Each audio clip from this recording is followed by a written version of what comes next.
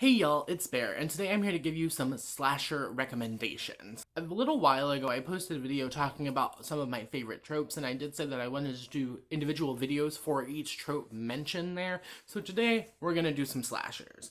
This is inspired by a novella I recently read, actually, by Angela Sylvaine called Chopping Spree, that fronted itself as a mall slasher. It turned out to be more of like a discussion on capitalism and like mall culture, and there was like a cult involving like the Roman god of wealth. That was the book club pick for my Patreon. I will leave a timestamp if you want to skip over the Patreon discussion, but I do want to fill you in on all of that just very quickly. So right now I have 3 tiers. I'm open to adding more and playing with stuff. I'm open to moving stuff around. The $3 tier is the Bookish Babes. And with this one, it's just for people who want to support.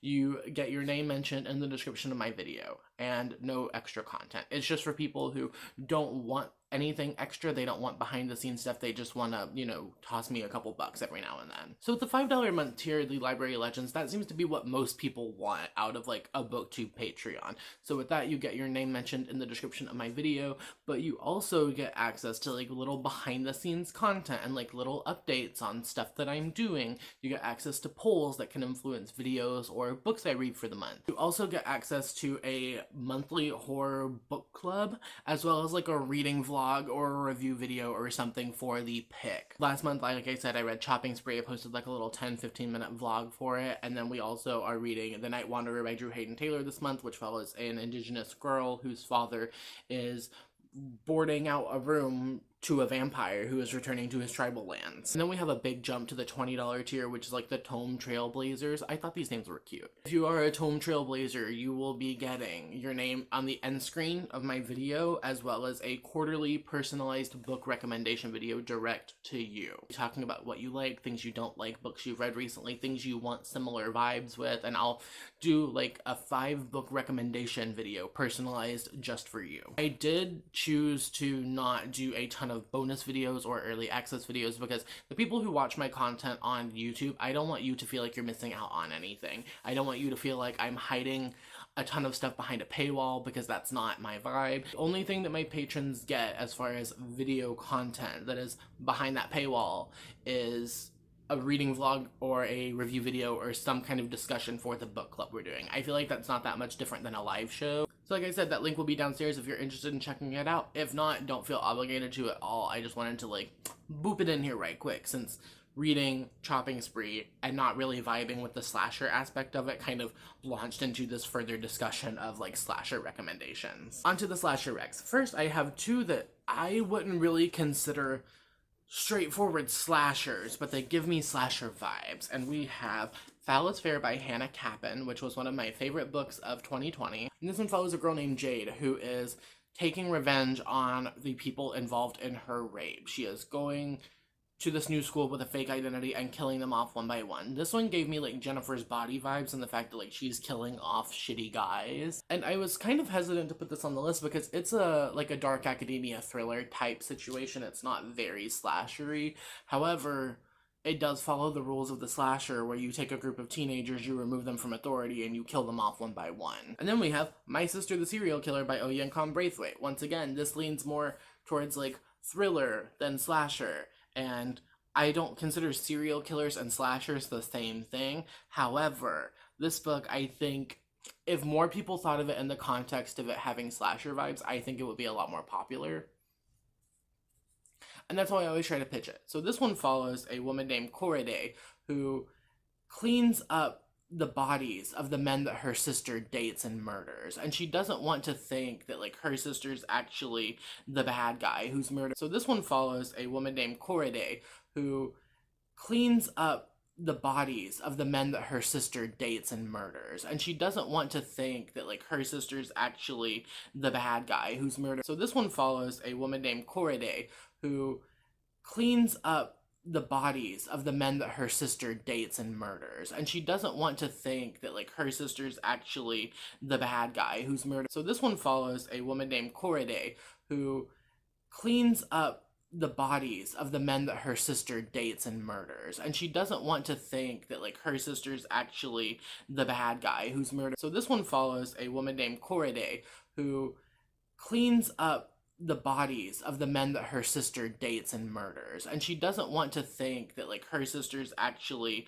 the bad guy who's murdered. So this one follows a woman named Corriday who cleans up the bodies of the men that her sister dates and murders, and she doesn't want to think that like her sister's actually the bad guy who's murdered. So this one follows a woman named Corriday who cleans up the bodies of the men that her sister dates and murders, and she doesn't want to think that like her sister's actually the bad guy who's murdered. So this one follows a woman named Corriday who cleans up the bodies of the men that her sister dates and murders, and she doesn't want to think that like her sister's actually the bad guy who's murdered. So this one follows a woman named Corriday who cleans up the bodies of the men that her sister dates and murders, and she doesn't want to think that like her sister's actually the bad guy who's murdered. So this one follows a woman named Corriday who cleans up the bodies of the men that her sister dates and murders, and she doesn't want to think that like her sister's actually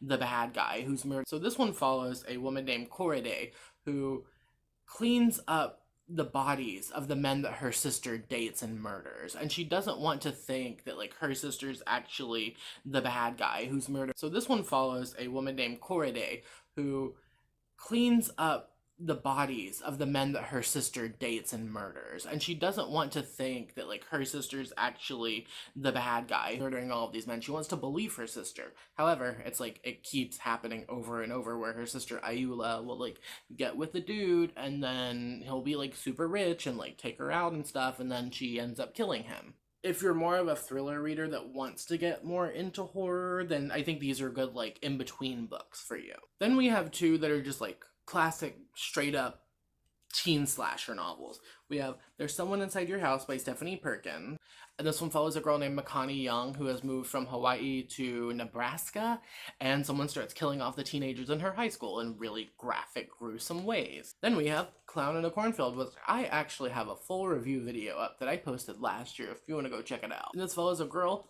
named Quinn who moves to this tiny town called Kettle Springs with her father, and realizes there's this divide in the town between the older generation and the younger generation. So at a party one night, the town's mascot, which is a clown named Friendo, comes out and starts killing off the teenagers at the party, but there's more than one clown. So I feel like these two books really do follow like the slasher film formula. They're very good. But whenever you think of like teen slashers, like slasher films, this is what you're gonna think of. A new girl who moves to a new town in the middle of nowhere, and then messed up things start to happen. Then we have a series that might be a little controversial in this context, but I have The Merciless by Danielle Vega, book 1 and 2. I haven't read 3 and 4 yet. These books are a perfect example of paranormal slashers, and I don't think we talk about them in the context of them being paranormal slashers. Slashers do not have to be just a white dude in a mask murdering people. It can be that teenage girl that's possessed by the demon. Have you seen Jennifer's Body? The series basically follows this girl named Sophia who gets roped in with a group of popular girls at her new school, and they basically tell her like, oh, that girl Brooklyn over there who's dressed like Janice Ian from Mean Girls, we think she's possessed by the devil. And because we're good Christian Georgia girls, we're gonna invite her to a sleepover and exorcise the demons out of her. And plot twist, the series keeps going on for 3 more books. These are, I think, some of the best YA horror novels that I've ever read. These are some that I have a lot of fun with, and I find myself wanting to reread a lot. I do have the last 2 books in the series. I just recently got them, so I'm very excited to finish it. First one was very hyped up. Everyone was talking about The Merciless, and then no one talked about the rest of the series, and I think that's kind of shitty, and I want to bring it back. Then we have an author, and you know who this is already, because you can tell that his books are not currently behind me on my shelf. So you know who I'm going to talk about. Stephen Graham Jones. Here are the 3 that I read of his that I would consider slasher novels. First, we have the most conventional slasher novel I think that he's written, and that is The Last Final Girl by Stephen Graham Jones. This one is kind of written in a script format, so it's very interesting. You are kind of watching everything play out as if it is a film. And this one kind of follows this journey of this girl named Lindsay, who's like the homecoming queen, who survives a massacre of her friends. Her whole homecoming court gets slaughtered by this man in a Michael Jackson mask that they call Billie Jean. And she because all of her friends are dead, puts together a new homecoming court full of these, like, misfit girls who we find out are also former final girls from their own personal fucked up horror movie style situations. Then we have my favorite book, The Only Good Indians. I've talked about this before, how this is a paranormal slasher very similar to The Merciless. And this one follows a group of Blackfeet men who are dying off one by one. They're dying, their families are being murdered one by one by this elk woman, who is the reincarnation of this pregnant elk that they killed whenever they were younger and hunting on lands they weren't supposed to be hunting on. They didn't use every part of the animal. It was just, it goes against a lot of Native American belief systems, which is why it scared me so much. And the elkhead woman is out for revenge because they slaughtered her whole family, and now she's gonna do the same. Hello. And finally, from Stephen Graham Jones, I have Night of the Mannequins. This is a novella. This one follows Sawyer, who is going through a lot of shit. Basically, there was this mannequin that he and his friend group used to play with, and they would, like, put the mannequin places and have it play pranks on people. And they decide they're gonna, like, play a prank on their friend who works at the movie theater. So they sneak in the mannequin. Sawyer sees the mannequin get up and walk out, and then people in his friend group start dying. Sawyer is convinced that the mannequin is killing them, and then takes it upon himself to, like, kill his friends before the mannequin can kill them.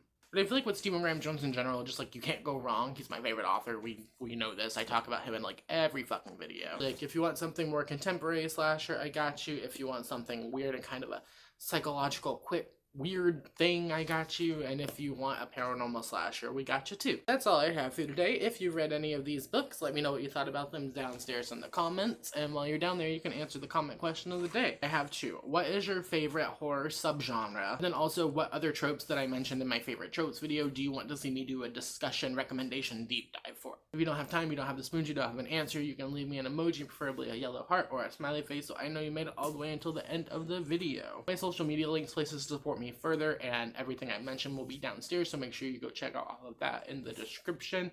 And yeah, I hope you have a wonderful, whatever it is, wherever you are. I will see you next time with another video.